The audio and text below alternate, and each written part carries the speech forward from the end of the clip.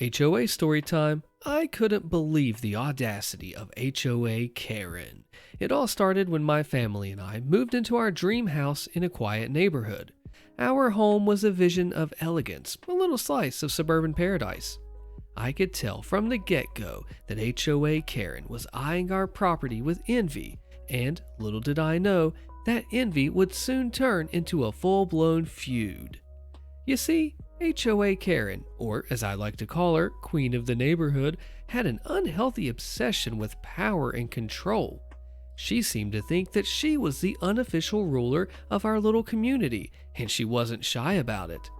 It was clear that she had a special relationship with the HOA president, and she wasn't afraid to use it to her advantage. The trouble began when we decided to spruce up our front yard with some beautiful landscaping. We added a quaint garden, a tasteful bird bath, and some charming yard decor. My family and I loved spending time in our garden, and it was our pride and joy. It was like HOA Karen's kryptonite. She couldn't stand the idea that our house might look better than hers. She started making a fuss about every little thing in the neighborhood. She'd complain about my next-door neighbor's wind chimes, about the color of another neighbor's mailbox, and she'd file complaint after complaint with the HOA for the tiniest infractions. But she saved her most venomous hatred for us and our garden. One sunny morning, I was sipping some coffee on the porch when I spotted her. HOA Karen was lurking near our garden, a sly grin on her face. She bent down, and before my eyes, she ripped up a patch of our beautiful flowers and crushed our Welcome to the Last Name family sign. My heart sank, and anger surged through me like an electric shock. I couldn't believe someone would stoop so low. Fortunately, we had installed security cameras all around the house, not only to protect our property, but also because something about HOA Karen's attitude had just set off alarm bells in my head. It was a good thing we did, because those cameras were about to become our saving grace. So when I reviewed the footage later that day, it was clear. There she was, HOA Karen just vandalizing our garden. I could not believe my luck. So I immediately called our lawyer. He happened to be a longtime family friend. So he saw the footage, and he just could not hide his excitement. We were going to take HOA Karen to court. Of course, HOA Karen's first move was to blame our sweet neighbor Sarah, name changed, for the damage. She claimed that Sarah had some vendetta against us and destroyed our garden. Sarah, bless her heart, was the nicest person you could ever meet, and we were good friends. I know Sarah wouldn't hurt a fly, let alone our garden. The lawsuit was on, and it was about to be heated. Our lawyer was a force to be reckoned with, and he'd put together an airtight case. He showed the footage, interviewed witnesses, and dug up a pile of other complaints against HOA Karen.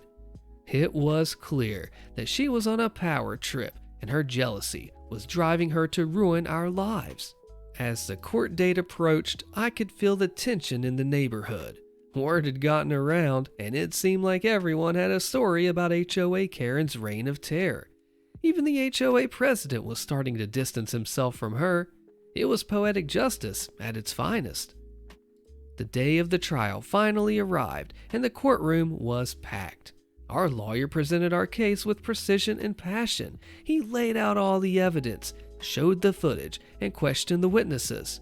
It was a sight to behold, and I couldn't help but feel a glimmer of satisfaction as I watched HOA Karen just squirm over there in her seat. HOA's Karen defense, it was flimsy at best. She continued to point fingers at Sarah, despite all the evidence stacked against her. Her arrogance was on full display as she rambled on about her supposed innocence. It was clear to everyone in that courtroom that she had no leg to stand on. Finally, the verdict was in. The judge ruled in our favor, and HOA Karen was held responsible for vandalizing our property.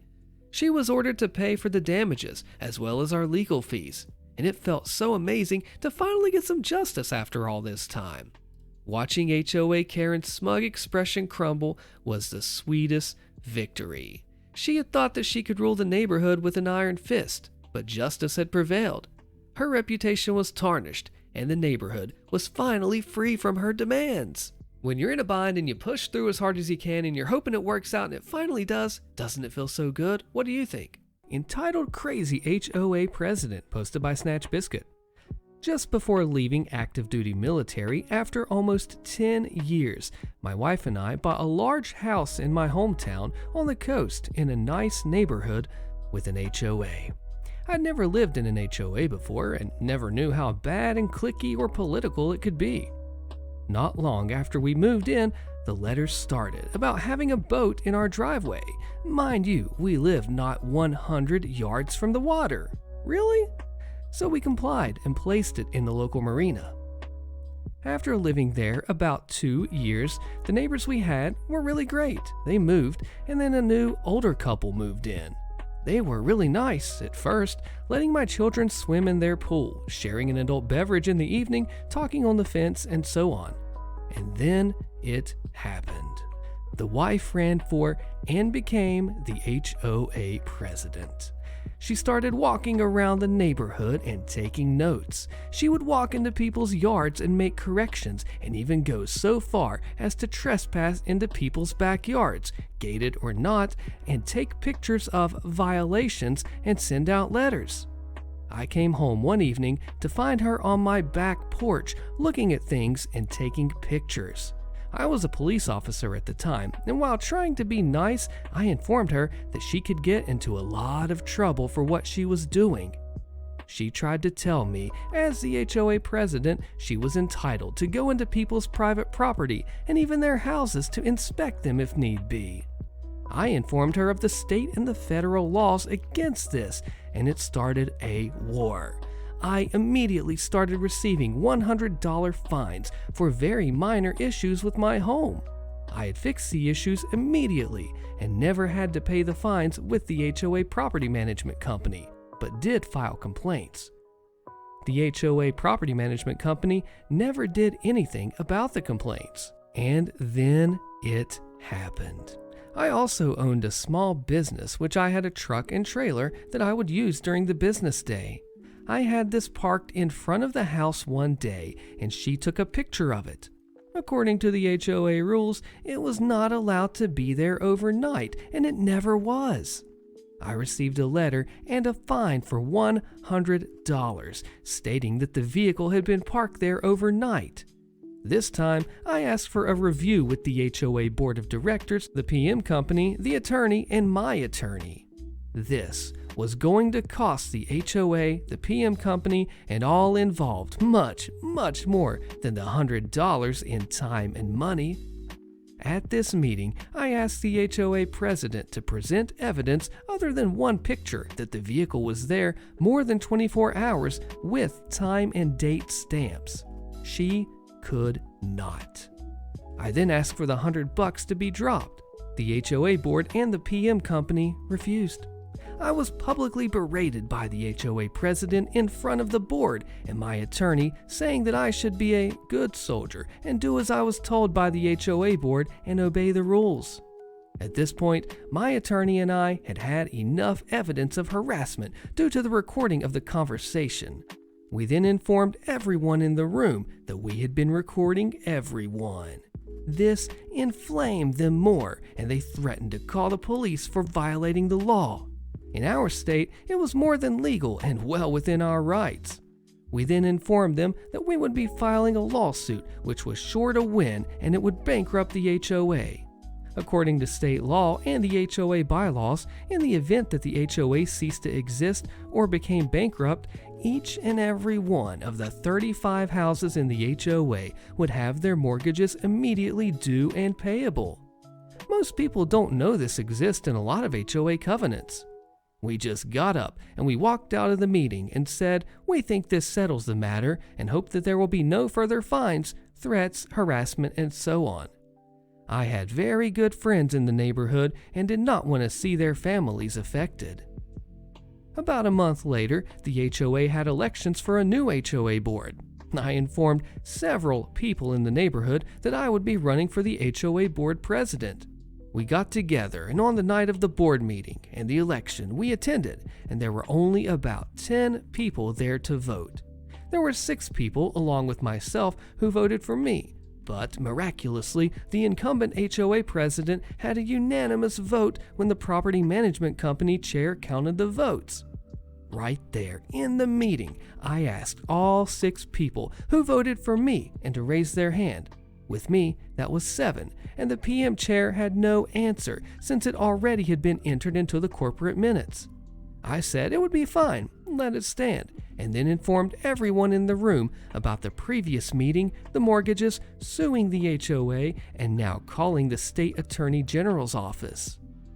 Within a short time, the property management company was changed out, the HOA president was replaced with a nice level-headed gentleman, and I never, ever so much as heard a peep from the HOA ever again.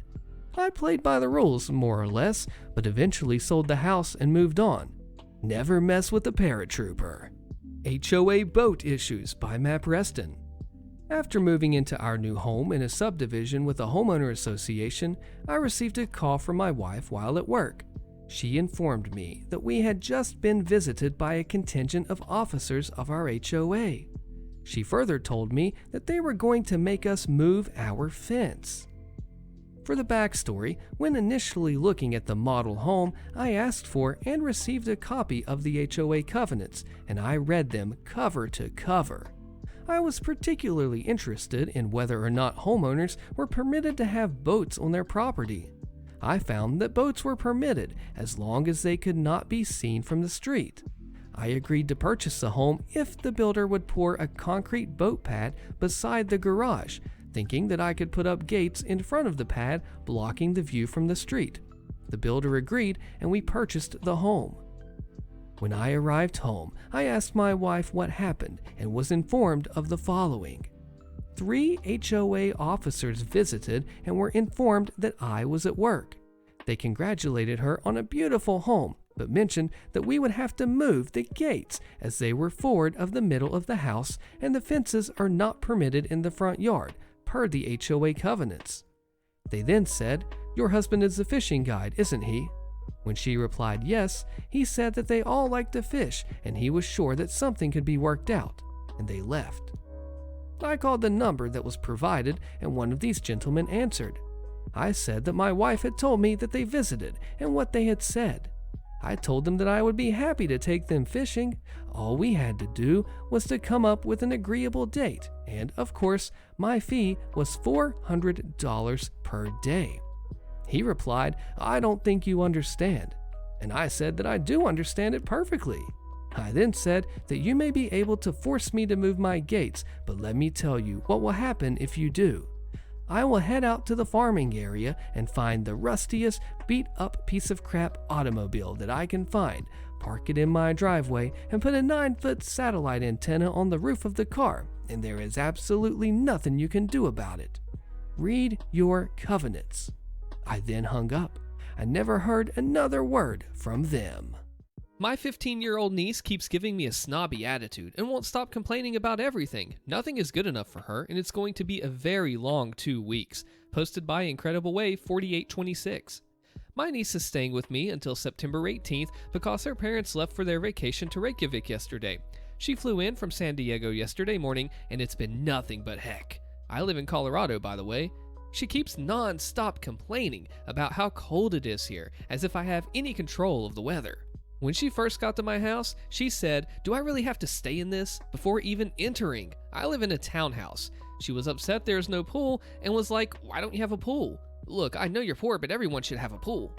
My car isn't as nice as her parents' cars, and she keeps complaining how run down it is, and she's scared it's going to fall apart. I drive a 2016 Honda Accord. There's nothing wrong with it. It's kept clean. Her dad drives an Audi, and her stepmom drives a Maserati. She also keeps making videos around my house laughing at all my furniture, the way the house looks, my car, and so on. She asked if I got my furniture at IKEA because it looks cheap and laughed.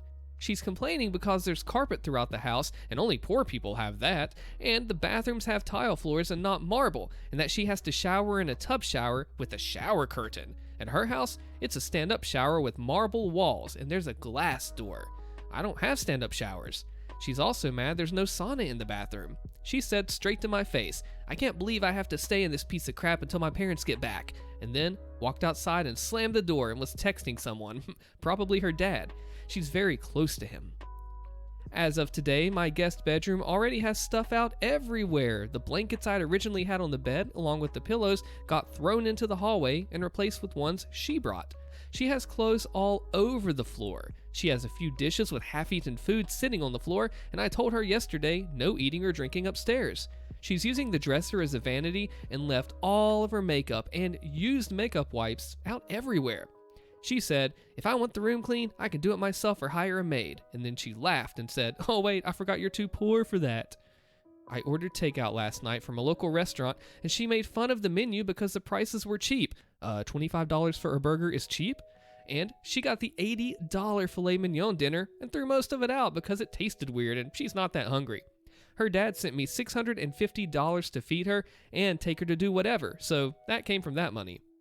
Today, we went to eat at Outback Steakhouse for lunch, and she refused to eat any of her food. She said it looked weird. She said her dad would never take her to a dump like this restaurant. Then she kept complaining that she was hungry after we left, and that I'm a terrible person for making her starve and wasting her time making her sit there. We also went furniture shopping because her dad wants to buy her a new bedroom set for her 16th birthday next month, along with her trip to Hawaii. She's being very picky, and he wanted me to check out the prices of places around here, see if she likes anything, and get back to him on it. He said that she has a budget of $8,000 total for her bedroom. She wants either these upholster princess bed frames or these mirror bed frames, which are pricey. It's around $3,000 to $5,000 for the ones that she likes, and that's just for the bed frame by itself. She also wants a vanity, a bench, nightstand, chandelier, and a dresser with it, and have it all match the bed. I tried showing her the cheaper options, and she screamed at me in the store that I have no taste and that it's her bedroom furniture to stay the F out of it. She told me to go back to the car and wait because I'm annoying her. I was about ready to leave her there, honestly. She then wanted to go clothes shopping and knows her dad sent me money. I said, "You can go get an outfit," meaning one. "You still need food from the grocery store." She was not happy about that and told me to stop being a cheap witch with her dad's money. She was adamant about getting this one dress and a pair of heels that was $230. That's less money she has to spend on groceries and other fun things. She knows this and still went with the purchase. She wanted me to buy food for her from Whole Foods and use some of my money if I run out of money her dad gave. I was going to buy her own groceries because she's a very picky eater. I suggested a local grocery store because it's cheaper and she can get more food.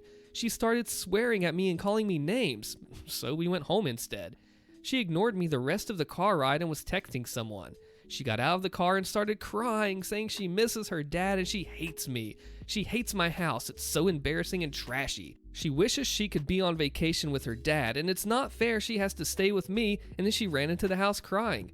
She keeps yelling at me to F off and stop talking to her, to go get hit by a car, that I'm annoying, go away, and blah blah, whenever I say anything to her. I was eating a sandwich earlier, around almost 4 p.m., and she came downstairs and said, "Nice to see you feed your fat face while I starve. You're such a selfish witch, you know that I hope you choke one in and die," and rolled her eyes and went back upstairs. I ordered pizza for dinner, and she started crying at the table that she misses her dad. I asked if she called him and talked to him today, and she said in a rude tone, "What do you think?" and rolled her eyes. Then she was complaining about how gross the pizza was and got up and took the box and threw it in the garbage. She then told me to go to a gym and lose weight and that I'm fat and disgusting and went outside. She also just took a super long shower and said she's going to keep doing it every day since it's so cold here, and if I don't like it, tough, because she doesn't like being cold or being here. She swore at me for not turning on the heat in the house. It's not cold enough to turn the heat on, in my opinion. I usually don't start doing that until the end of October, beginning of November, when the highs are only in the 50s. Whew, it's going to be a very long 2 weeks. She goes to a private school, and they're doing online school again this year. Her first day is September 7th, and she's already telling me that I can't force her to log in and do her schoolwork, that she doesn't care about it. She's right, I can't.